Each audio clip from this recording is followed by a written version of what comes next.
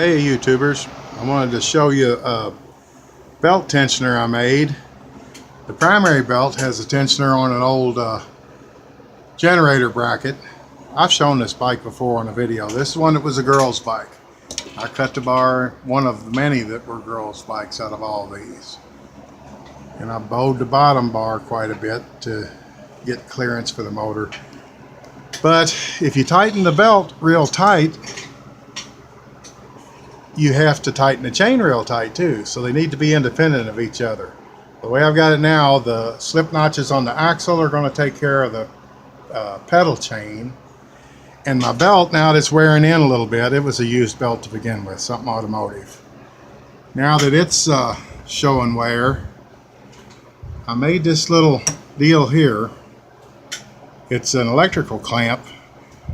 Now they're thin, but they're strong. It's not cheap metal. You can lean on that set screw way harder than what one might think, and it won't be an issue coming loose, I feel sure, because I've got others on other bikes similar. They don't screw up. I went through my vast labyrinth of metallic plunder, came up with a bracket, a clamp. I save every idler I get my hands on, and here's how this dude's gonna work. It will go in front of the belt and come back to about there, give or take, and just push a little bit up on the belt. It don't need much, but I noticed when I was coming home from lunch, every now and then when it would get to an easy spot, I'd hear it gain on itself a little. Now something I do have to do is get back here and get it pushed under enough that it's riding, yeah, right about there. And I angled the bracket when I welded it on because the frame bracket runs in a little bit, so I needed this bracket to run in as well. And put a little load on it there and look down from the top and see how it looks.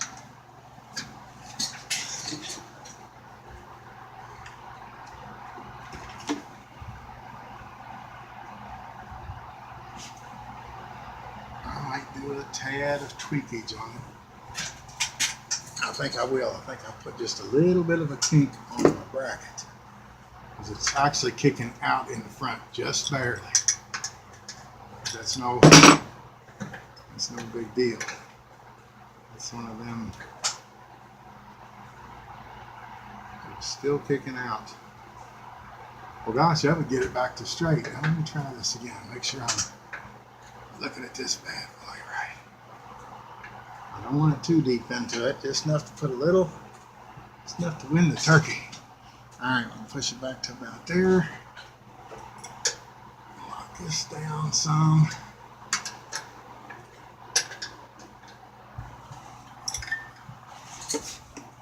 I still need to go in more. See, once I get it in, it'll dig down into the frame. It'll make a permanent dimple in the frame.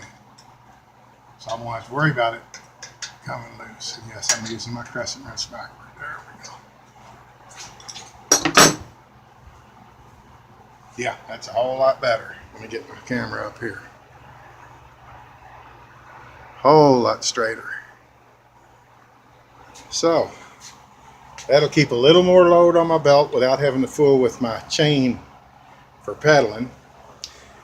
Here's a project on another video. These old Briggs & Strattons only run on that much gas, about a quart.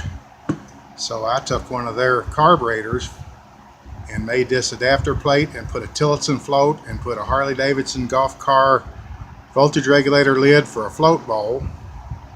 Everything gets reused at the house of John here. I make jokes of it, but I do reuse everything. I don't buy anything but food and clothes.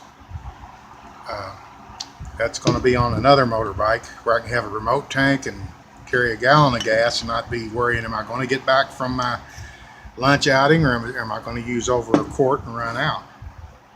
Pretty neat though, huh? Made a float carb out of a Tillotson float setup off of that little two-stroke Tillotson and a Harley golf cart voltage regulator.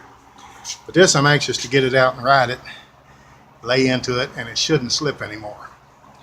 Just thought I'd throw that out there. These and all these motors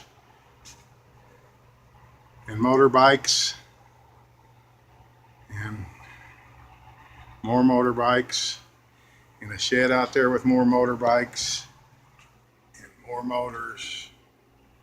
They're all over the place. It's my lifelong hobby.